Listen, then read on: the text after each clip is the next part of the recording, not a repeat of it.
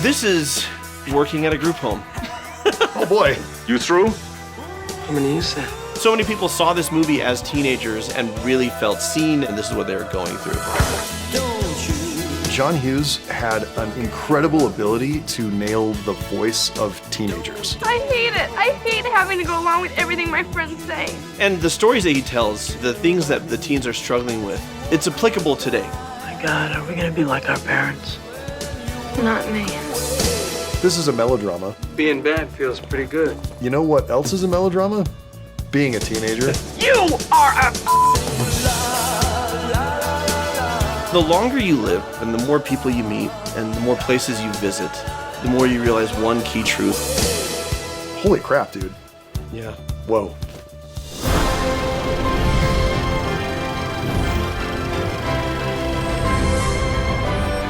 Hello and welcome to Cinema Therapy. I'm Alan Seawright, a professional filmmaker who needs therapy. I'm joined by my co-host, Jonathan Decker, licensed therapist who loves movies, and I'm digging the look, brother. Is this your actual high school Letterman jacket? No, I did not go to like Cthulhu High School. Oh, I didn't see that. Sorry. No, I'm going as 80s as I can because we're talking about 16 breakfasts. 16 no, the Breakfast Club.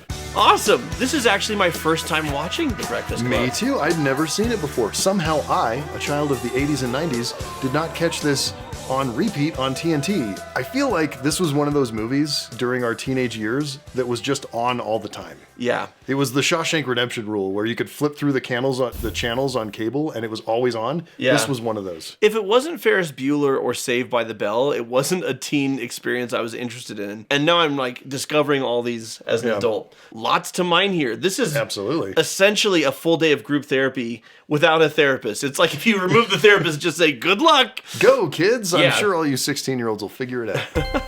You know, Bender, you don't even count. I mean, if you disappear forever, it wouldn't make any difference. You may as well not even exist at this school. Well, I'll just run right out and join the wrestling team. Maybe the prep club, too. Student council. Nah, they wouldn't take you. I'm hurt. You know why guys like you knock everything? Oh, this should be stunning. It's because you're afraid. Oh, God, you Richies are so smart. That's exactly why I'm not heavy in activities. You're a big coward. I'm in a math club. It won't take you. You don't belong, so you just have to dump all over it. Well, wouldn't have anything to do with you activities people being ass now, would it? Well, you would know. You don't even know any of us. Well, I don't know any lepers either, but I'm not going to run out and join one of their clubs. Therapist Bender getting after it. Yeah. Engaging in perspective taking, right? I used to work with at-risk teens. Yeah. And even though he's probably in his 20s playing a teenager in this movie. I think Judd Nelson was like 26 or 27 at this point. But he does remind me a lot of the teens that I used to work with, either in a group home or I worked at a juvenile detention center for a while. Major chip on the shoulder, lots to prove. No one can hurt me, no one can reach me. You can see when Andy tells him, you don't even matter here, you could disappear and no one would care. You can see in Bender's face that one actually landed. That one landed, yep. Yeah. But what does he do? He regroups and he immediately retaliates. Yeah. Because for him, especially as we learn about his home life and his background, everything is survival. Oh, everything's kill or be killed. Yeah. It's bad. And that's the whole mentality. Mm-hmm. And people who are jerks, that people who don't come from abusive homes or who don't come from negligent homes, we see these kids or even sometimes adults as jerks. Generally, they're hiding great pain. Yeah. And generally, they may not even know that they want to connect because they don't even believe in it anymore, or they see other people have it and it pisses them off. Mm-hmm. And that's what Bender's got going on. You know, I'd never seen this movie before, and I kind of wondered why is this such a classic of teen cinema, and why is it so impactful for so many people, particularly of our age, right? Yeah. And it's, honestly, John Hughes had an incredible ability to nail the voice of teenagers. Yes. It's not exactly how teens talk, but just the same way that movies are not exactly how people talk. Right? Like, you don't go to a movie to hear people saying things that they would say in normal life, because people in normal life don't talk good. It gets me so hard. You go to a movie to get people who are believably saying something that's a little bit heightened. And that's what these kids are doing. It's a really great job. The thing that's bananas about it is John Hughes could do this kind of thing in days. Like, he wrote 16 Candles in a couple of weeks. I think this only took 2 or 3 weeks. Famously, Home Alone, he wrote in a weekend. Yeah. And pretty crazy. The stories that he tells and the things that the teens are struggling with, it's applicable today, right? Yeah. Some things don't age well, but that's not John Hughes' fault. It was the 80s. A lot of it didn't age well. A lot of it in the 80s did not age well. Look at us. We're falling apart. Oh my gosh. Oh, I'm like the Crypt Keeper. That's so mean and so accurate. Hey, have you ever felt like you're trapped in a room and just want to see the outside world? But the room is the internet, and also the outside world is the internet? Huh? It's not a perfect metaphor. This episode is sponsored by Surfshark. With Surfshark, you can protect your identity online. So if you happen to be sharing your darkest secrets with former strangers who are now your closest friends, you don't have to worry about prying eyes tracking you. You can also use Surfshark to make sure you're not being charged higher prices for things like, I don't know, based on where you live or what type of BMW your dad drives. So you can buy like a Claire, but spend like a Bender. Or you can use alternative ID to create an entirely new you online. Protect yourself from identity theft, spam, and getting 2 more months detention from the vice principal. I'm pretty sure that's not how high school works. How could we possibly know? We haven't been to high school since the last millennium when the internet was like this. Oh, that's triggering. I hate you. That's another week. You want another one? No. Do not want to mess with the bull or the horn. So, go to surfshark.com/cinematherapy and use the code cinematherapy to get 4 extra months. That's 4 of Surfshark VPN. Surfshark. It's like the vice principal for the internet, I think. You got one more right there. You really think I give a shit? Another. You through? How many is that? That's 7, including the one when we first came in. You asked where the barman wanted that he raided his closet. Now it's 8. You stay out of it. Excuse me, sir, it's 7. Shut up, Pee-wee. Mess with the bull, get the horns. Bender. For 2 months, I got you. I got you. What can I say? I'm thrilled. Oh, I'm sure that's exactly what you want these people to believe. You know something, Bender? You ought to spend a little more time trying to do something with yourself and a little less time trying to impress people. You might be better off. Right, that's it. I'm gonna be right outside those doors. The next time I have to come in here, I'm cracking skulls.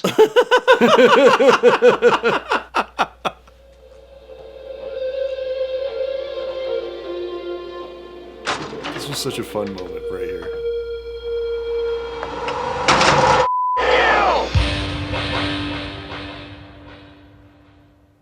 Weird little bit of sound design. And then we get to humanize this complete jerk of a character for a second. Like, he's been such a cartoon villain this whole time, like, complete a-hole. And then you get to see, like, there's recognition in his face. Boy, I screwed that up. Well, I don't know if he knows that he screwed it up as much as, like, how... Like, there's no getting to that kid. Yeah. You know? Like, I don't see anything from him later that says I screwed it up. Everything I see from him is that little Now, this is the thought that wakes me up in the middle of the night. That when I get older, these kids are going to take care of me. I wouldn't count on it. Well, see, and I read it as I screwed up, but I have no concept of how to change or do anything different. Yeah, like that wasn't the right play, but what the hell is the right play? Yeah. This is working at a group home. Oh boy. This is what it was like.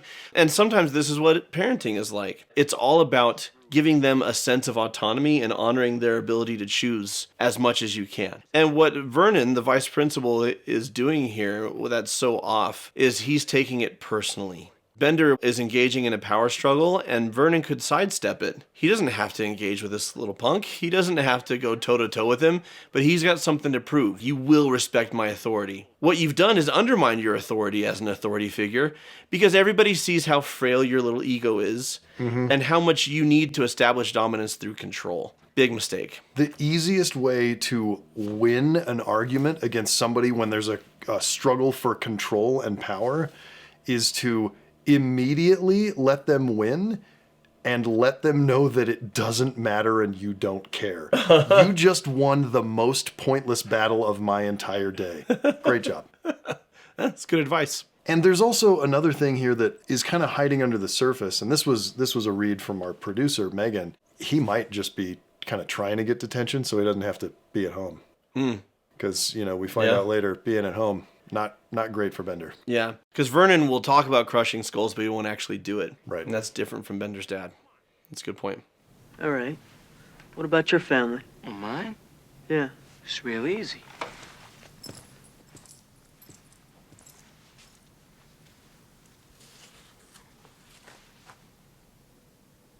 Stupid, worthless, no good goddamn freeloading son of a retarded, big mouth, know-it-all ass jerk.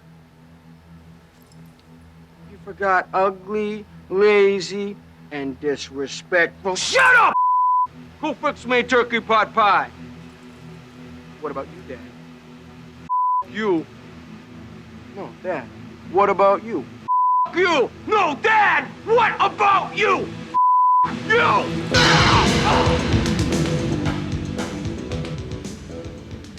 Is that for real? You want to come over sometime? That's bullshit. It's all part of your image. I don't believe a word of it. You don't believe me? No. No? Did I stutter?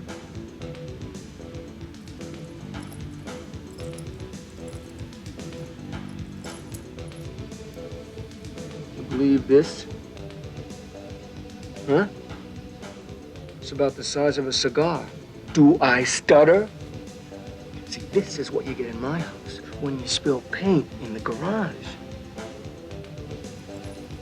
See, Specificity. And I need to sit with you f***ing dildos anymore. The reason the story lands is because it's not when you mouth off, it's not some generalized thing, it's you spill paint in the garage. It's genius screenwriting. Yeah. It's an actual story that happened.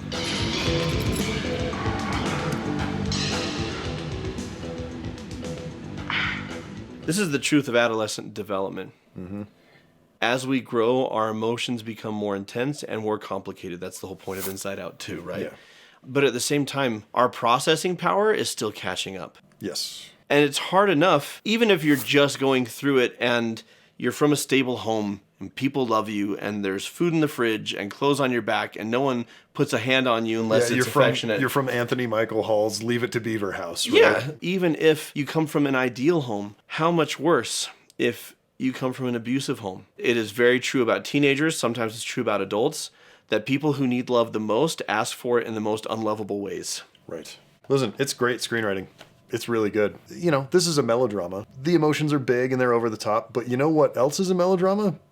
Being a teenager. I was going to say high school. High school is a melodrama. That's why so many people saw this movie as teenagers and really felt seen and like this spoke for them and this is what they were going through. Yeah. And every few years there's another teen drama like this, right? Perks of Being a Wallflower is hugely influential for that group of people that it came out and they saw it between the ages of, 13, 14 and maybe 17, 18. And it's their movie that speaks to them. Nothing scares me more, and I'm being serious, than that for a certain generation, Euphoria speaks to them in their experience.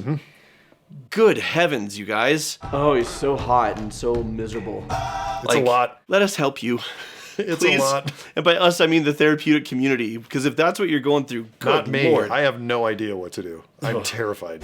Must go faster.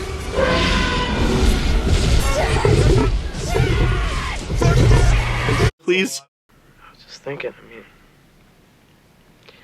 I know it's kind of a weird time, but I was just wondering, what is going to happen to us on Monday when we're all together again? I consider you guys my friends. I'm not wrong, am I? No. So on Monday, what happens? Are we still friends, you mean? We're friends now, that is? Yeah. You want the truth? Yeah, I want the truth.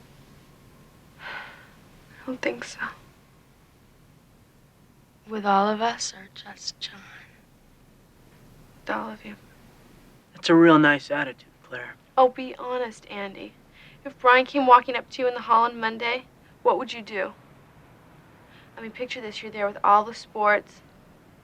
I know All the exactly jocks. what you do. You'd say hi to him, and when he left, you cut him all up so your friends wouldn't think that you really liked him. No way. What if I came up to you?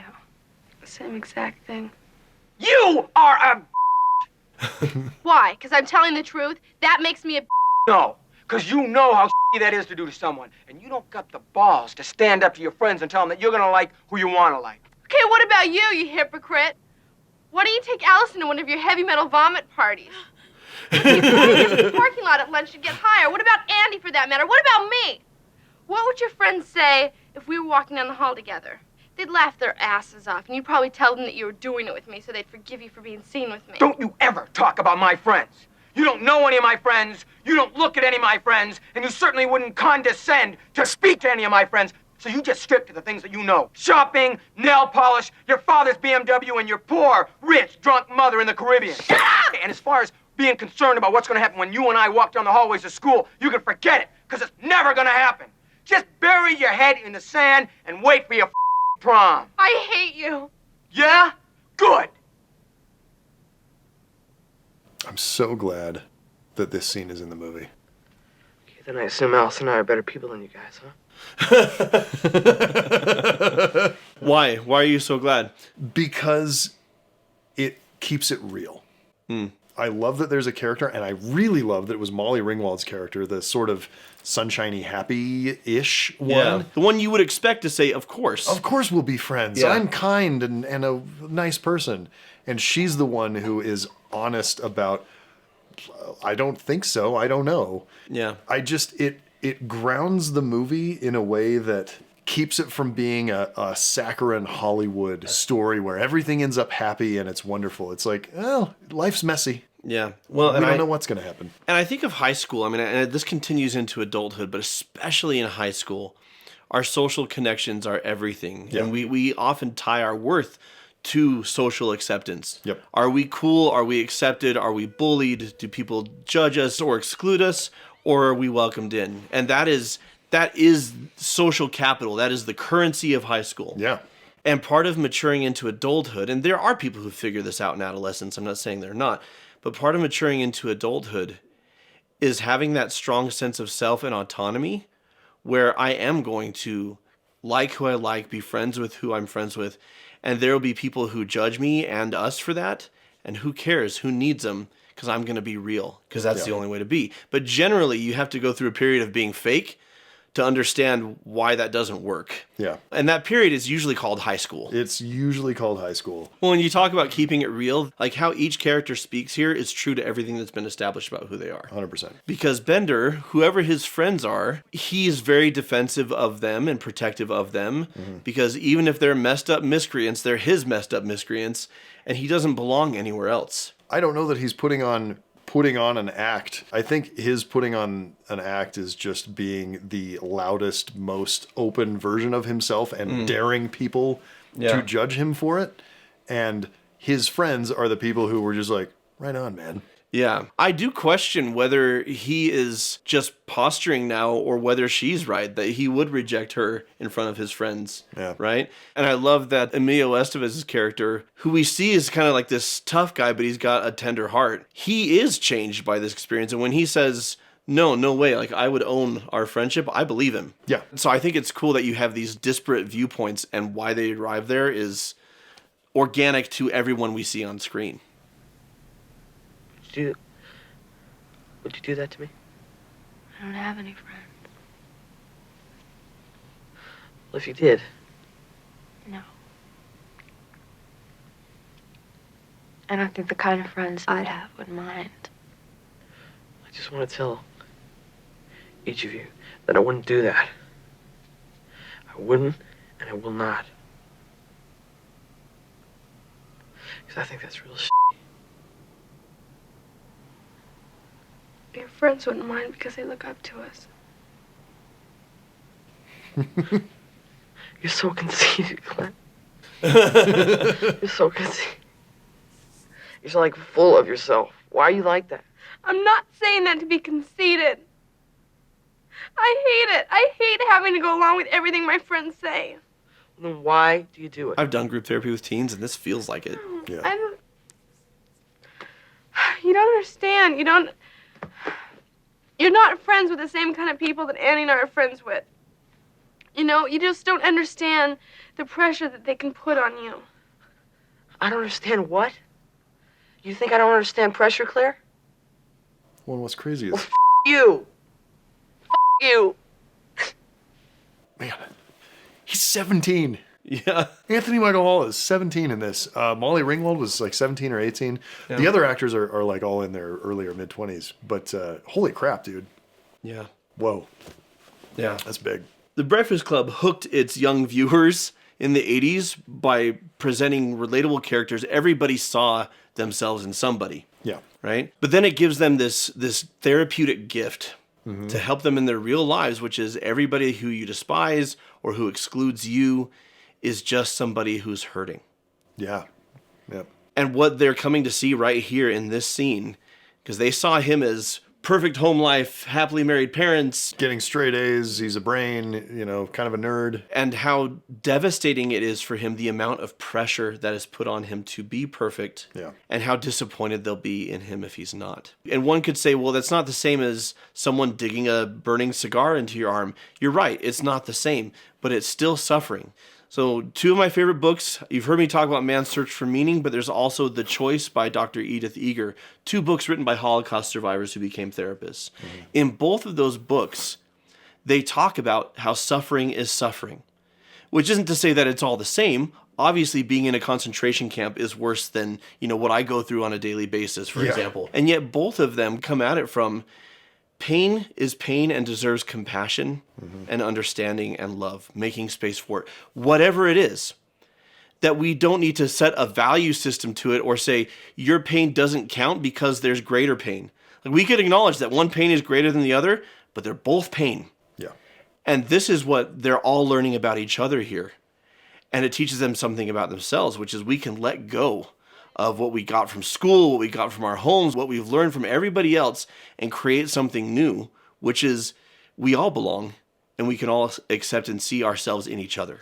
Yeah. And just so you know, we are going to continue with the rest of this scene exclusively on our Patreon, because this character talks about attempting to unalive himself, and we can't do that on YouTube because we'll get demonetized. But if you want to join that discussion, it's over on our Patreon. Dear Mr. Vernon, we accept the fact that we had to sacrifice a whole Saturday in detention for whatever it was we did wrong. But we think you're crazy to make us write an essay telling you who we think we are. And you see us as you want to see us. In the simplest terms, with the most convenient definitions. But what we found out is that each one of us is a brain. And an athlete. And a basket case. A princess. And a criminal. Does that answer your question? Sincerely yours, The Breakfast Club. Iconic for a reason. Oh, man. If you got into movie, you might as well do it in one of the most iconic still frames of all time, I guess. Yeah. What a poetic way to phrase, you know, that we see ourselves in each other. Yeah. Right, that all of us are this, that, or that. Like, all of us have that shared experience. Well, and the choice to have Anthony Michael Hall narrate the entire letter until they're describing themselves, and then each actor's voice comes in. And it's just so emotionally satisfying to get that feeling from everyone, and they're all in it together. It's great. It's really good. And for Bender to be out there fist pumping this triumphant moment, because at least from the start, it really seems to us, the audience, he's the one who's suffering the most. And of course, we realize that everybody's in pain, but following his journey, that sense of release and liberation of, I found people that I don't have to go through this alone. Like, he still has to go home. He still has to go through his family. He has to tough it out till adulthood. But he knows that he's not alone, which for a long time he assumed he was, to the point where he willfully got himself in detention as much as possible to escape being home. 2 months. Oh, gosh. You're a little too good at that. Hey, what's going on in there? And the longer you live and the more people you meet and the more places you visit, the more you realize one key truth, which is that we are more alike than we are different. Everybody wants to feel safe, respected, and loved. And we focus too much on our differences. And it keeps us from building bridges, and it also keeps us from accomplishing things together, healing together, and growing together. So, great film, great message. Yep. I'm here for it. So until next time. Eat my shorts. I've seen her dehydrate, sir. It's pretty gross. and watch movies. We want to thank our patrons because they help support our show and they get longer director's cuts. This one had like a big discussion about a thing we can't talk about on YouTube because you can't. But anyway, they're people with names like Team White Rice Unite. I love that. Kroldemort. This is some kick-ass names. Melissa. Theodora. Jacques von Strauss. Jacques von Strauss? Like that's Jacques von... I'm confused. Anyway. Pleasantly so. That's a European mishmash. So you're saying the S is silent on... So it's not Jacques, it's Jacques. I don't know. Either way, whoever you are, we see you, we love you. We just can't say your name. But we tried. Wake up! Who has to go to the lavatory?